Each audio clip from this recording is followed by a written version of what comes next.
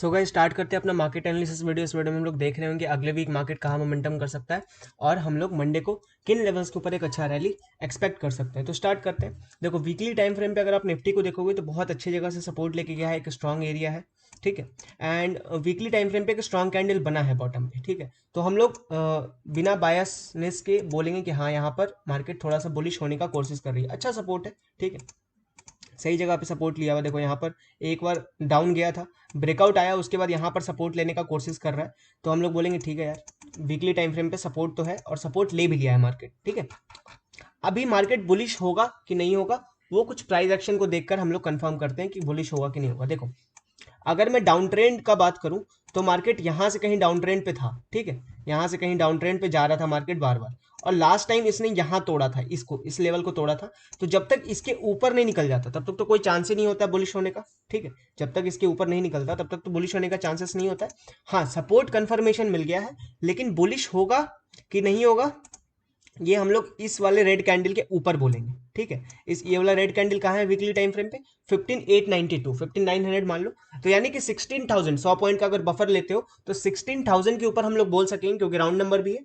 अगर अगले वीक में मार्केट 16000 के ऊपर क्लोज हो जाती है तो हम लोग बोलेंगे कि हाँ मार्केट बुलिश में कन्वर्ट होने का कोशिश कर रही है, या फिर 90% कन्वर्ट हो चुकी है, ऐसा हम लोग बोलेंगे। कंफर्मेशन, प्योर कंफर्मेशन मैं कहाँ कहाँ पे मेरे को मिलेगा? जब मार्केट अपने इस हाई को ब्रेक करेगी। जब मार्केट अपने इस वाले हाई को ब्रेक करेगी तो मैं बोलूंगा कि हाँ मार्केट अब बुलिश हो चुकी है, क्योंकि लास्ट स्विंग यही है वीकली टाइम फ्रेम पे, डाउन ट्रेंड का लास्ट स्विंग यही है, ठीक है। तो अगर इसके ऊपर निकल जाती है तो मैं कंफर्मेशन के साथ बोलूंगा कि अब मार्केट बुलिश हो चुकी है, अब मार्केट ऊपर जा सकती है। मैं फिर बार बार बोल रहा हूँ यार, बॉटम कैच करने का कोशिश मत करो। अगर आप इसके ऊपर भी कंफर्म होते हो तो भी बहुत दूर है जाने को मार्केट को। अगर मार्केट अप ट्रेंड में है तो ऊपर तो कोई लिमिट ही नहीं होता ना। डाउन साइड में फिर भी समझ में आता है कि यार कहाँ रुक जाएगी, कहीं भी रुक सकती है, लेकिन ऊपर का लिमिट नहीं है। हम लोग इसके ऊपर ही एक अच्छा बुलिश ट्रेड बनाएंगे। इसके नीचे जब जब है आराम से खेलते हैं, थोड़ा कम क्वांटिटी में बुलिश खेलते हैं, बियरिश भी खेलते हैं। तो मेरे लिए ये पूरा जो जोन है वीकली टाइम, थोड़ा थोड़ा क्या बहुत बड़ा जोन है मैं मान सकता हूँ, लेकिन जो पूरा जोन है इसमें मार्केट क्या करेगी समझ में नहीं आएगा, ठीक है। तो थोड़ा सा इनडिसाइसिव मार्केट रहेगा, एंड बहुत छोटे छोटे टाइम फ्रेम पे जाके चेक करना पड़ेगा और थोड़ा दिमाग लगा के खेलना पड़ेगा। हाँ, अगर लो ब्रेक हो गया तो फिर तो मैं फिर बोल रहा हूँ ना, बॉक्स, इस बॉक्स के ऊपर बुलिश है, इस बॉक्स के नीचे बेरिश है। अगर लो ब्रेक होता है या फिर हाई ब्रेक होता है फिर मार्केट बहुत ईजी हो जाएगा हम लोग के लिए समझने के लिए। तो वीकली टाइम फ्रेम पे ये है। अभी अगर अभी हम लोग चलते हैं पहले daily time, weekly time frame पे मोटा मोटी समझ में आएगा कि क्या होगा। अगर 16000 के ऊपर निकल रहा है तो हम लोग मान सकते हैं कि थोड़ा बुलिश हो रहा है। फिर मेरा टारगेट रहेगा 16800 या 700 का, अगर 16000 के ऊपर निकलता है और इसके ऊपर का क्लोजिंग मेरे को लॉन्ग टर्म बुलिशनेस दिखाएगा मार्केट में। हो सकता है बुलिश, ऐसा बिल्कुल नहीं है, माइंड में बिल्कुल बायसनेस नहीं लगाना है कि मार्केट बुलिश होगा ही नहीं। अभी मार्केट ये जो एक जोन था ना, ये जोन, इस जोन में फंसेगा थोड़ा देर, ठीक है। ये एक पूरा जोन है, इस जोन में मार्केट थोड़ा फंसने का कोशिश करेगा, ठीक है। अभी देखते हैं इसके ऊपर निकलता है नहीं निकलता है, क्या होता है वो देख के समझ में आएगा। तो वीकली टाइम फ्रेम पे मार्केट के कंडीशंस कुछ ऐसे हैं कि अभी मार्केट आपको ट्रेंड नहीं बताने वाली है, कंफ्यूज करने वाली है, ठीक है। अब हम लोग चलते हैं थोड़ा सा डेली टाइम फ्रेम पे। सो आपको डेली टाइम फ्रेम पे थोड़ा बहुत कंफ्यूजन दिख रहा होगा, बट हाँ कुछ अच्छे प्राइस एक्शंस भी बने हुए, मैं दिखा देता हूँ, ठीक है। अच्छे प्राइस एक्शंस भी बने हुए, इसको मैं हटाता हूँ थोड़ा सा, ठीक है। अगर आप ध्यान से देखो तो बॉटम पे एक इनसाइड कैंडल बना हुआ है, बॉटम पे एक इनसाइड कैंडल बना हुआ है, उसके बाद ब्रेकआउट हुआ है, और जो ब्रेकआउट हुआ है उसके नीचे मार्केट क्लोज नहीं हो रहा है।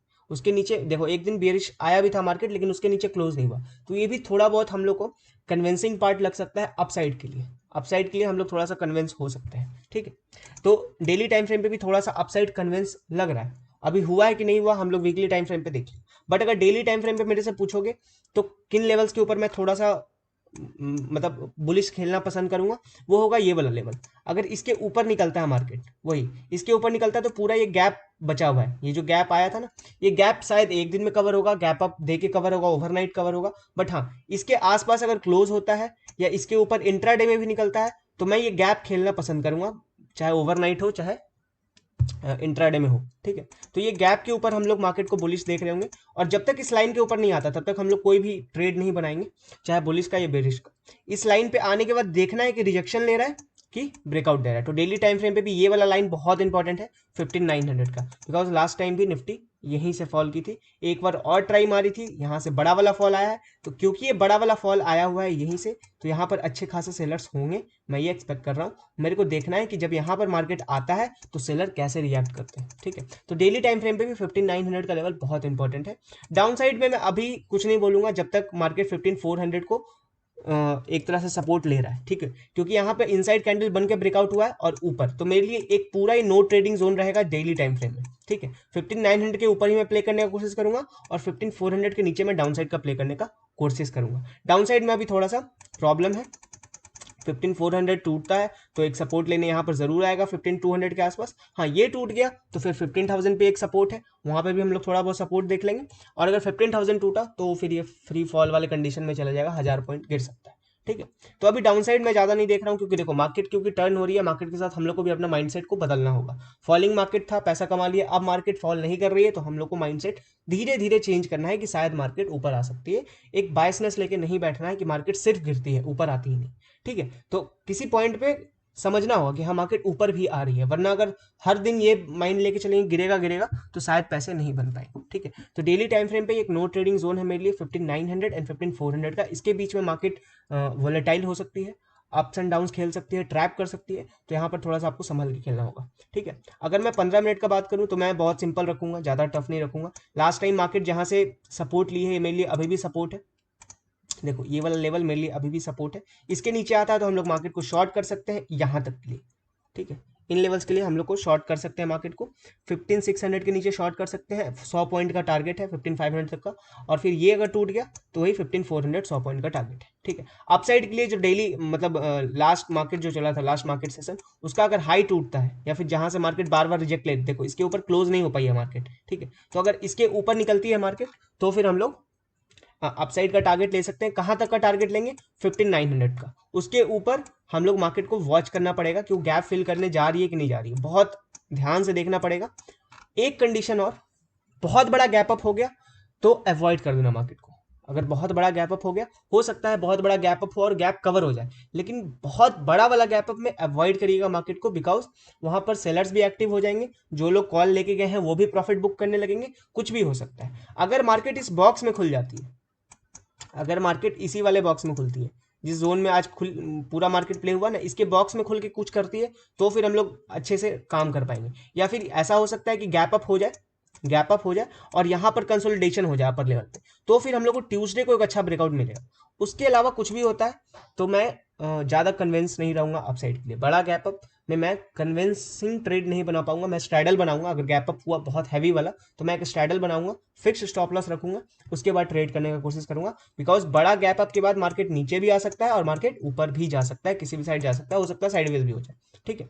तो अभी मेरे लिए जो कल का ट्रेडिंग डे था, लास्ट ट्रेडिंग डे था, वो मेरे लिए एक नो ट्रेडिंग जोन बन गया है। इसके ऊपर मैं बाई कर सकता हूँ, इसके नीचे मैं सेल कर सकता हूँ। कंडीशन यही है कि बड़े गैप अप गैप डाउन नहीं होने चाहिए। अगर बड़े गैप डाउन हो गए तो भी पैनिक हो जाएगा, बड़ा गैप अप हो गया तो भी पैनिक हो जाएगा। तो आई होप निफ्टी के सारे लेवल्स आपको क्लियर हो गए होंगे एंड लॉजिक्स क्लियर हो गए होंगे, ठीक है। अभी ज़्यादा लॉजिक देने का कोई मतलब नहीं बनता, बिकॉज मार्केट इनडिसाइसिव है, समझ में आ नहीं रहा, ठीक है। अभी हम लोग आते हैं बैंक निफ्टी पे। बैंक निफ्टी पे भी अगर आप रहोगे तो वीकली टाइम फ्रेम पे आपको थोड़ा बहुत दिख रहा होगा कि वीकली टाइम फ्रेम पे एक बुलिश कैंडल बना हुआ है और बैंक निफ्टी ने अपना लास्ट टाइम सपोर्ट तोड़ा नहीं था, ठीक है। तो लास्ट टाइम सपोर्ट क्योंकि बैंक निफ्टी ने तोड़ा नहीं था, तो वहां से बैंक निफ्टी थोड़ा बहुत सपोर्ट लेने का कोशिश कर रही है। हो सकता है सपोर्ट हो जाए, हो सकता है नहीं हो। मैं यहाँ भी वही बोलूंगा, ये जो गैप बना हुआ है ना वीकली टाइम फ्रेम पे, ये बहुत इंपॉर्टेंट गैप है। अगर ये गैप फिल होता है और इसके ऊपर मार्केट क्लोज करती है, तो ही मैं बोलूंगा कि हाँ मार्केट में थोड़ा सा बुलिश नेचर आ रहा है। बिकॉज इस गैप की वजह से बहुत सारे शॉर्ट सेलर्स एक्टिव हो गए हैं और वो यहां पर भी आने के बाद शॉर्ट करेंगे और यहां पर भी आने के बाद शॉर्ट करेंगे। तो जब तक सेलर्स का पावर खत्म नहीं होता या सेलिंग प्रेशर खत्म नहीं होता, तब तक हम लोग एक अच्छा मार्केट नहीं देख पाएंगे। हर राइज पे शॉर्ट किया जाएगा मार्केट को, हर राइज पे मार्केट सेलर्स एक्टिव रहेंगे शॉर्ट करने के लिए, मोटा मोटी यही है, ठीक है। तो यहाँ पे वीकली टाइम फ्रेम पे मैं यही बोलूंगा कि अगर ये सपोर्ट टूट जाता है बैंक निफ्टी में, ठीक है, निफ्टी में टूट गया था, बैंक निफ्टी में नहीं टूटा था, अगर ये सपोर्ट टूटता है बैंक निफ्टी में, जिसके चांसेस हैं, ऐसा नहीं है कि नहीं है, तो हम लोग फिर एक बियरिश मार्केट देख सकते हैं थोड़ा सा और नीचे के लिए। और नहीं टूटता है तो इसके ऊपर हम लोग बुलिश कंसिडर कर सकते हैं। कहां तक? यहां तक, ठीक है। लास्ट स्विंग कंफर्मेशन कब मिलेगा कि मार्केट बुलिश हो गई है? जब मार्केट इस स्विंग के ऊपर निकल जाएगी। सिंपल प्राइस एक्शन, ज्यादा दिमाग नहीं लगाना। लास्ट स्विंग ये था, इसके ऊपर क्लोज हो जाएगा तो हम लोग बोलेंगे कि मार्केट बुलिश में कन्वर्ट हो रही है, ठीक है, तब तक कोई ज्यादा अजम्पशन नहीं करना है मार्केट के लिए। अभी ये गैप सबसे बड़ा रेजिस्टेंस है, गैप के ऊपर देखते हैं क्या रिएक्ट करता है। अगर गैप के ऊपर क्लोज होता है तो फिर ये एक बहुत बड़ा जोन है 34,300 से 36,000 तक का। तो 34,350 के ऊपर 36,000 का एक बड़ा टारगेट हम लोग को मिलेगा, वहां तक भी हम लोग चेज कर लिए तो अभी बहुत बड़ी बात है। फिर उसके ऊपर पूरा मार्केट कन्वर्ट होगा तो फिर हम लोग उसके बाद देखेंगे। अभी मार्केट इनडिसाइसिव है, मैं फिर बोलूंगा आराम से खेलो, कोई टेंशन वाली बात अभी है नहीं। अभी आप इग्नोर भी कर सकते हो मार्केट को, बिकॉज मार्केट समझ में किसी को नहीं आ रहा है कि कहाँ जाने वाला। डेली टाइम फ्रेम पे बैंक निफ्टी थोड़ा ज्यादा स्ट्रांग लग रहा है निफ्टी से, क्योंकि निफ्टी आई नहीं है अपने रेजिस्टेंस के पास, बट बैंक निफ्टी आ गया अपने रेजिस्टेंस के पास, ठीक है। एंड अगर बड़ा गैप अप होता है बैंक निफ्टी में तो हम लोग एक सेल ऑफ देखने को मिल सकता है बैंक निफ्टी में, बिकॉज देखना है कि गैप कवर हो रहा है कि पूरा गैप ही खा गया एक ही दिन में, ये भी हो सकता है, ठीक है। बट हाँ, अभी एक रेजिस्टेंस के पास है तो मैं तो बोलूंगा कि अभी आप शॉर्ट कर सकते हो बैंक निफ्टी को, क्योंकि रेजिस्टेंस देखो, इसलिए मैं बोल रहा हूँ समझ नहीं आ रहा, निफ्टी लग रहा है लॉन्ग करने को, बैंक निफ्टी लग रहा है शॉर्ट करने को, ठीक है। तो एनीवे थोड़ा चार्ट पे ध्यान देते हैं। अगर मार्केट जो लास्ट स्विंग ली है उस सॉरी लास्ट डे का जो ट्रेडिंग लो है उसके नीचे निकलती है तो मैं शॉर्ट करूंगा, कहां तक के लिए, यहां तक के लिए, ठीक है। जो मेरे को डेली कैंडल देख के लग रहा है, ठीक है, डेली कैंडल, बाकी हम लोग 15 मिनट पे भी आएंगे। तो डेली कैंडल देख के लग रहा है कि अगर यहाँ से टूटती है मार्केट तो फिर मैं यहाँ तक के लिए शॉर्ट कर सकता हूँ, उसके बाद मैं रुक जाऊंगा, उसके बाद मैं इसके नीचे शॉर्ट करूंगा जहां से बार बार मार्केट सपोर्ट ले रही थी, उसके बाद मैं शॉर्ट करने में बिल्कुल भी ज्यादा मजा नहीं आएगा शॉर्ट करके, ठीक है। बाकी तो फिर लो टूटेगा ना, जो लास्ट लो बना हुआ ये वाला, तो फिर तो फ्री फॉल आ जाएगा, मजा आ जाएगा हम लोग को, ठीक है। अभी लॉन्ग करने के लिए सबसे ज्यादा इंपॉर्टेंट क्या है कि मार्केट इस बॉक्स के अंदर खुले, ठीक है, उसके बाद इसको ब्रेक करे और इंट्रा डे के अंदर ये वाला गैप खा जाए, तब हम लोग को एक बहुत अच्छा बुलिश मार्केट देखने को मिलेगा आने वाले 3-4 दिन में। इंट्राडे में हुआ तो फिर आप लॉन्ग कर सकते हो, बॉक्स के अंदर खुलना चाहिए, लास्ट ट्रेडिंग सेशन के अंदर खुलना चाहिए, उसके बाहर गैप अप गैप डाउन होता है तो सेल ऑफ आने के चांसेस बढ़ जाते हैं, ठीक है। तो अभी डेली टाइम फ्रेम को देख के यही लग रहा है कि गैप एक रेजिस्टेंस की तरह रिएक्ट कर सकता है।